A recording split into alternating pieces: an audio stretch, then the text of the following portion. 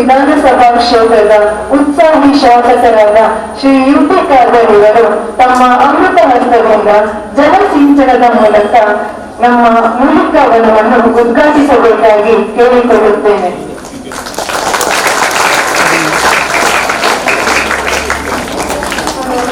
ಧ್ವಜ, ನೆಲಬಸಳೆ, ಅರಿಶಿನ, ಲವಂಗ, ಈರುಳ್ಳಿ, ಜೋಳಸರ, ಕಿತ್ತಳಿ, ಹಲವು ಶುಂಠಿ, ನೆಲದಲ್ಲಿ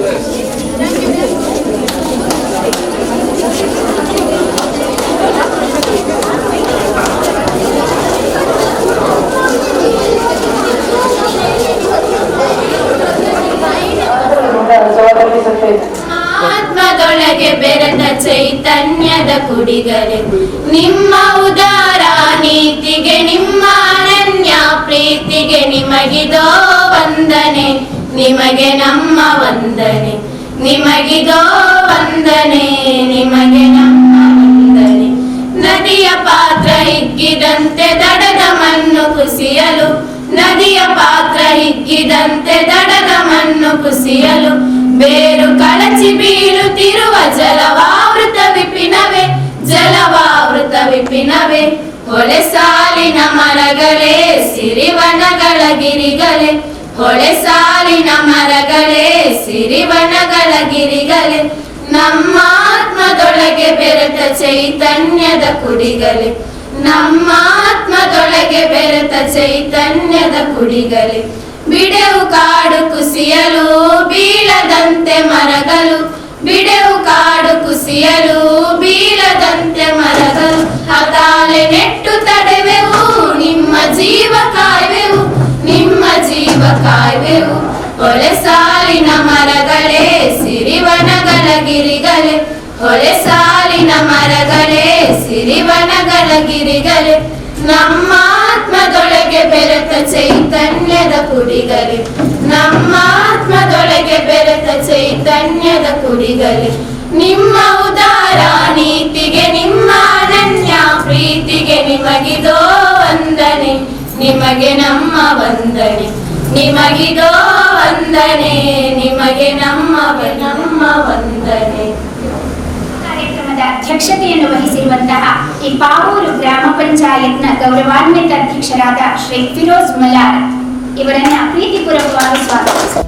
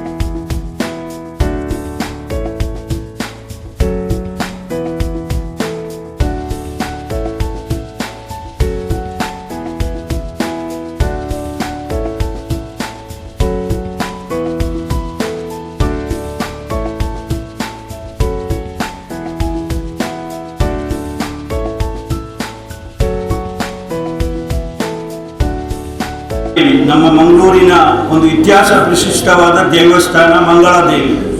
ಈ ಮಂಗಳಾದೇವಿಯ ವಠಾರಕ್ಕೆ ನನಗೆ ಆವಾಗ ಬೈಕ್ ಇತ್ತು. ಆ ಬೈಕ್ನಲ್ಲಿ ನಾನು ಮುಟ್ಟುವಾಗ ನನ್ನ ಕಿವಿಗೆ ಒಂದು ಅದ್ಭುತವಾದ ಸಂದೇಶ ಬಂತು ನನ್ನ ಕಿವಿಗೆ, ನನ್ನ ಫೋನಿಗೆ.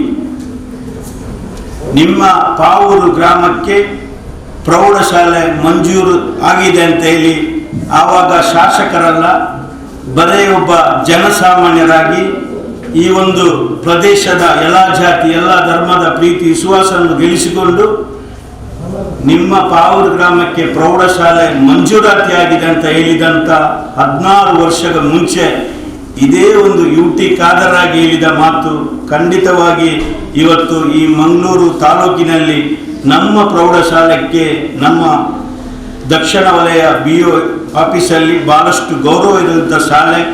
ಈ ಶಾಲೆಯನ್ನು ಮಂಜೂರು ಮಾಡಿದ ನಮ್ಮ ದಿವಂಗತ UT ಫರೀದ್ರವರು, ತಮಗೆಲ್ಲರಿಗೂ ಗೊತ್ತಿದೆ ಎಷ್ಟು ಜನ ಈ ಕ್ಷೇತ್ರದ ಜನರು ಹೋಗಿ ಅವರ ಬೇಡಿಕೆ ಇಟ್ಟಿದ್ದರು.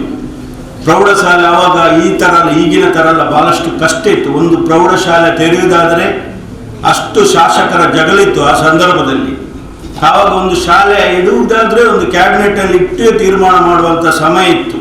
ಆ ಸಂದರ್ಭದಲ್ಲಿ ನಮ್ಮ ದಿವಂಗತ UT ಫರೀದ್ರವರು, ನನ್ನ ರಾಜಕೀಯದ ನಾಯಕರು, ನಾನು ಒಂದು ಸಣ್ಣ ಮಟ್ಟಿನ ಒಂದು ಬೆಳೀಲಿಕ್ಕೆ ನನಗೆ ಮಾರ್ಗದರ್ಶಕರಾಗಿ ನಿಂತಂಥ UT ಫರೀದ್ರವರ ಆ ಕೈಯ ಸೈನ್ನ ಮುಖಾಂತರ ಇವತ್ತು ಈ ಪ್ರದೇಶದ ಹರೇಕಲ, ಬೋಳಿಯಾರು, ಪಜ್ಜೀರು, ಪಾವೂರು ಈ 4 ಗ್ರಾಮದ ಬಡವರ ಮಕ್ಕಳು ಇವತ್ತು ಪ್ರೌಢಶಾಲೆಯಲ್ಲಿ ಕಲಿಯುವುದಾದರೆ ಅದು ನಿಜವಾಗಲೂ UT ಫರೀದ್ರವರ ಆವತ್ತಿನ ಆ ಸಾಧನೆಯಿಂದ. ಅದನ್ನು ಫಸ್ಟಿಗೆ ಗೊತ್ತಾದದ್ದು UT ಖಾದರಿಗೆ, UT ಫರೀದ್ರಿಗೆ ಮತ್ತೆ ಹೇಳಿದ್ದು. ಫೋನ್ ಬಂದದ್ದು ಫಸ್ಟಿಗೆ ಅಲ್ಲಿಯ ಉನ್ನತ ಶಿಕ್ಷಣ ಸಚಿವರು ಫೋನ್ ಮಾಡಿದ್ದು ನಮ್ಮ UT ಖಾದರ್ರವರಿಗೆ. ಆವಾಗ ಸಿಕ್ಕಿದ ಅಂತ ಈ ಒಂದು ಪ್ರೌಢಶಾಲೆ ಇವತ್ತು ಸುಮಾರು 200 ಚಿಲ್ಲರೆ ಮಕ್ಕಳು, 300 ಚಿಲ್ಲರೆ ಮಕ್ಕಳಿತ್ತು. ಈಗ ಸ್ವಲ್ಪ ಮಕ್ಕಳು ಕಡಿಮೆ ಆಗಿದೆ, ಯಾಕೆಂತ ಹೇಳಿದರೆ ಎಲ್ಲ ಇಂಗ್ಲೀಷ್ ಮೀಡಿಯಂ ಹೋಗುವಂಥ ಮಕ್ಕಳು ಇರೋದು ಕಮ್ಮಿ ಆಗಿದೆ.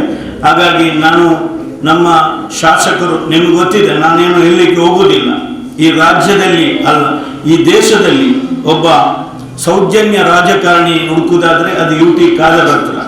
ನೀವು ನೋಡಿರ್ಬೋದು, ಕಳೆದ ಸಲ ಆರೋಗ್ಯ ಇಲಾಖೆ ಇರುವಾಗ ಏನು ಸಿಕ್ಕಿದೆ ಅಂತ ನಿಮಗೆ ಗೊತ್ತಿದೆ.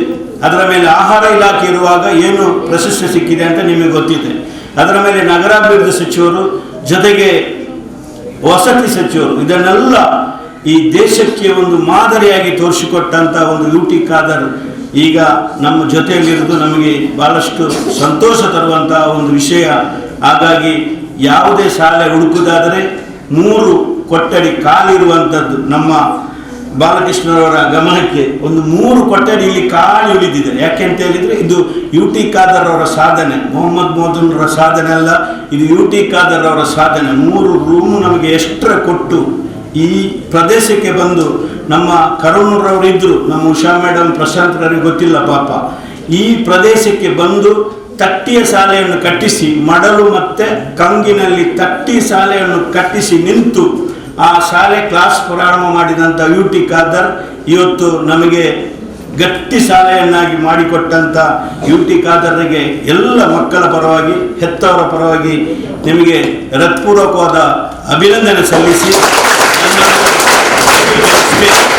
ನಮ್ಮ ಶಾಸಕರಲ್ಲಿ, ಮಾಜಿ ಸಚಿವರಲ್ಲಿ ಒಂದೇ ಒಂದು ಬೇಡಿಕೆ, ನಮ್ಮ ಈ ಗ್ರಾಮಕ್ಕೆ ಪಾವೂರು, ಪಜೀರು, ಬೋಳಿಯಾರು, ಹರೇಕಲ ಈ ಹತ್ತಿರದ 4 ಗ್ರಾಮಕ್ಕೆ ನಮಗೆ ಒಂದು ಫಸ್ಟ್ PUC, ಸೆಕೆಂಡ್ PUC ಒಂದು ಕಾಲೇಜಿನ ಬಹಳಷ್ಟು ಅಗತ್ಯ ಇದೆ.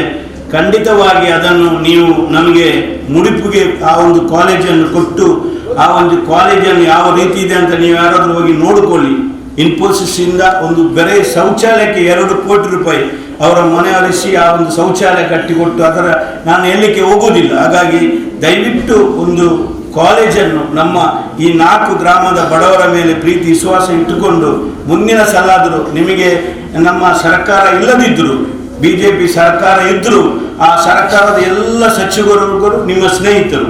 ನೀವಿರುವಾಗ ಅವರ ಕೆಲಸವನ್ನು ನೀವು ಮಾಡಿಕೊಟ್ಟಿದ್ದೀರಿ. ಹಾಗಾಗಿ ನಿಮ್ಮ ಈ ಒಂದು ಕೆಲಸವನ್ನು ನಮ್ಮ ಆ BJP ಸರ್ಕಾರ ಮಾಡ್ತದೆ ಅಂತ ಹೇಳಿ ನನಗೆ ವಿಶ್ವಾಸ ಇದೆ. ಯಾಕೆಂತ ಹೇಳಿದರೆ ನಿಮ್ಮ ಆ ಒಂದು ಸೌಜನ್ಯ, ಅವರಿಗೆ ಮಾಡಿದಂಥ ಸಾಧನೆಯನ್ನು ನೆನಪಿಟ್ಟು ಮಾಡ್ತಾರೆ ಖಂಡಿತವಾಗಿ. ಹಾಗೆ ನೀವು ಕೇಳ್ಬೋದು ನಮ್ಮ ಸರ್ಕಾರ ಇಲ್ಲ, ಖಂಡಿತವಾಗಿ ಆ ಒಂದು ಕೆಲಸವನ್ನು ನೀವು ಮಾಡಿಕೊಡ್ಬೇಕಂತ ಈ ಸಂದರ್ಭದಲ್ಲಿ ಹೇಳಿಕೊಂಡು ನಮ್ಮೆಲ್ಲರ ಪ್ರೀತಿಗೆ ಪಾತ್ರರಾಗಿ ಅಂತ ಒಂದು ಸಚಿವರು ನಿಮ್ಗೆ ಗೊತ್ತಿರ್ಬೋದು. ಕೇಂದ್ರದಲ್ಲಿ ಬಿಜೆಪಿ ಸರ್ಕಾರ ಇರುವಾಗ ಕರ್ನಾಟಕ ರಾಜ್ಯದಲ್ಲಿ 30 ರಾಜ್ಯಗಳಿದೆ. 30 ರಾಜ್ಯಗಳಲ್ಲಿ ಸಹ ಆರೋಗ್ಯ ಸಚಿವರು ಇದ್ರು. ಅದರಲ್ಲಿ 15 ರಾಜ್ಯಗಳಲ್ಲಿ ಬಿಜೆಪಿ ಸರ್ಕಾರ ಇತ್ತು, ಅಲ್ಲಿಯೂ ಆರೋಗ್ಯ ಸಚಿವರು ಇದ್ರು. ಆದರೆ ಬಿಜೆಪಿ ಸರ್ಕಾರ ತಾರತಮ್ಯ ಮಾಡಿಲ್ಲ. 30 ಆರೋಗ್ಯ ಸಚಿವರನ್ನು ಹುಡುಕುವಾಗ ಕರ್ನಾಟಕ ರಾಜ್ಯದ UT ಖಾದರನ್ನು ಕೇಂದ್ರದ ನರೇಂದ್ರ ಮೋದಿ ಅವರ ನೇತೃತ್ವದಲ್ಲಿ ಸರ್ಕಾರ ಪ್ರಶಸ್ತಿ ಕೊಟ್ಟದ್ದು ನಮ್ಮ UT ಖಾದರ್ಗೆ. ಅದಕ್ಕೆ ನಮಗೆ ಬಹಳಷ್ಟು ಸಂತೋಷ. ಯೋಜನೆಗಳನ್ನು ನಮ್ಮ ಗ್ರಾಮಕ್ಕೆ, ನಮ್ಮ ಊರಿಗೆ ತಂದುಕೊಟ್ಟಿದ್ದಾರೆ. ಹಾಗಾಗಿ ನಾನು ಈ ಎಲ್ಲರ ಪರವಾಗಿ ಅವರನ್ನು ಹೃತ್ಪೂರ್ವಕವಾದ ಅಭಿನಂದನೆ ಸಲ್ಲಿಸಿ, ಇವತ್ತು ಈ ಒಂದು ಕಾರ್ಯಕ್ರಮ ಬಂದದಕ್ಕೆ ಮಗದೊಮ್ಮೆ ಅಭಿನಂದನೆ ಸಲ್ಲಿಸಿ, ನಮ್ಮ ಈ ಒಂದು ಕಾರ್ಯಕ್ರಮ ಅವಕಾಶ ಮಾಡಿಕೊಟ್ಟದ್ದು ನಮ್ಮ ಡಾಕ್ಟರ್ ಅನನ್ಯ.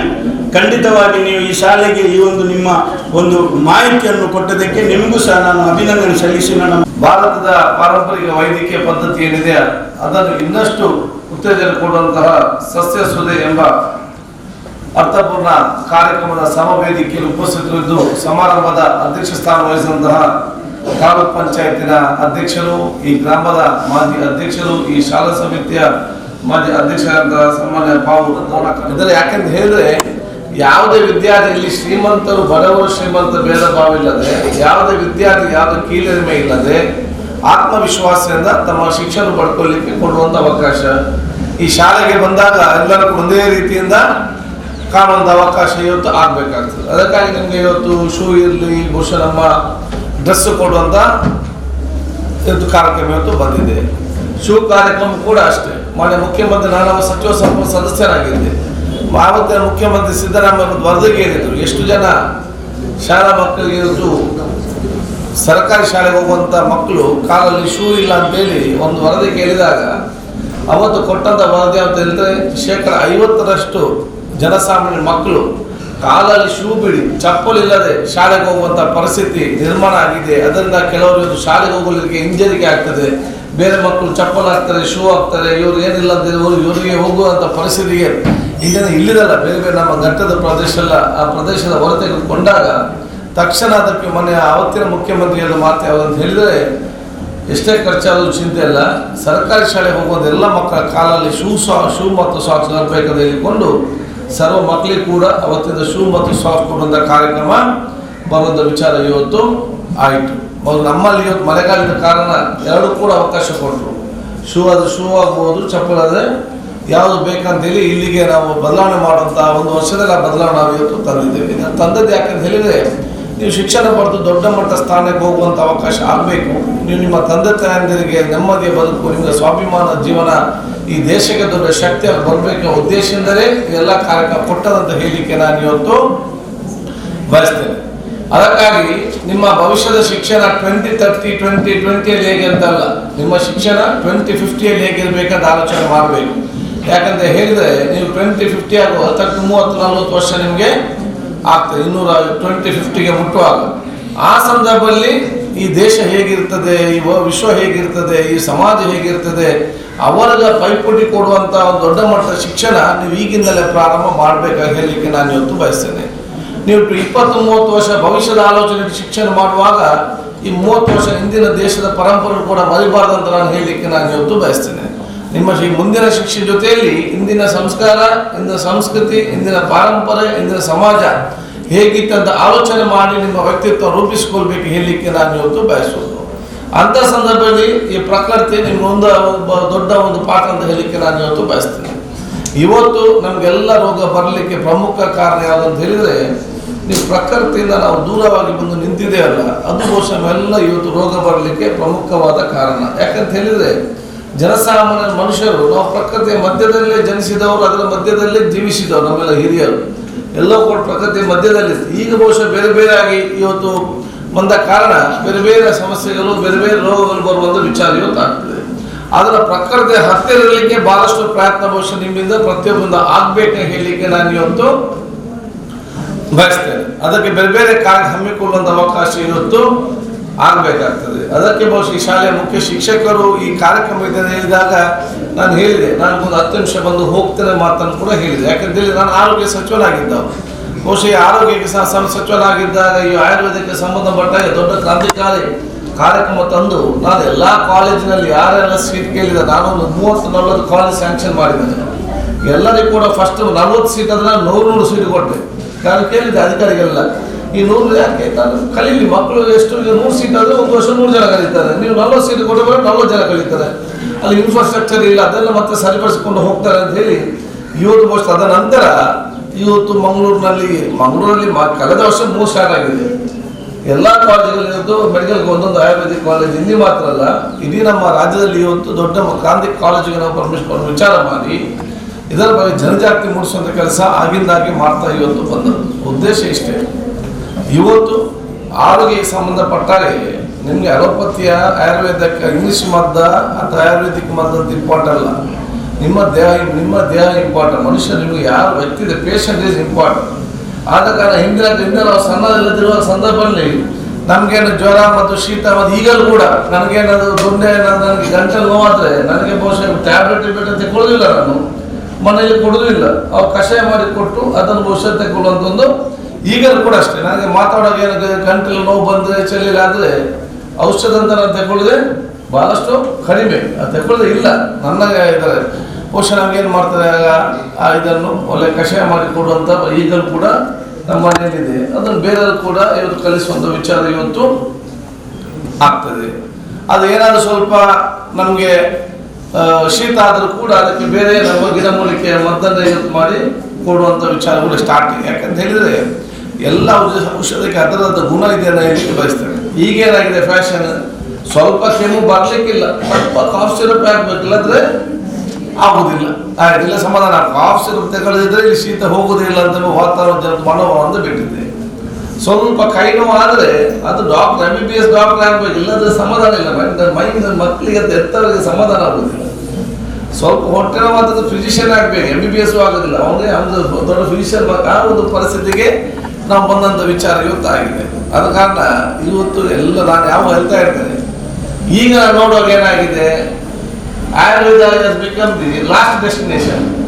ಹುಷಾರಿಲ್ಲದೆ ಇಂಗ್ಲೀಷ್ ಮದ್ದಿಗೆ ಹೋಗ್ಬೋದು, ಅಲ್ಲಿ ಗುಣಮುಖರಾಗದಿದ್ದಿಲ್ಲ, ಕಿಸೆಯಲ್ಲಿ ದುಡ್ಡಿಲ್ಲ ಅಂತ ಹೇಳಿದಾಗ ಮತ್ತೆ ಆಯುರ್ವೇದಕ್ಕೆ ಹೋಗುವಂಥ ಪರಿಸ್ಥಿತಿ ಇದೆ. ಅದು ಸರಿಯಲ್ಲ. Ayurveda should be the first destination.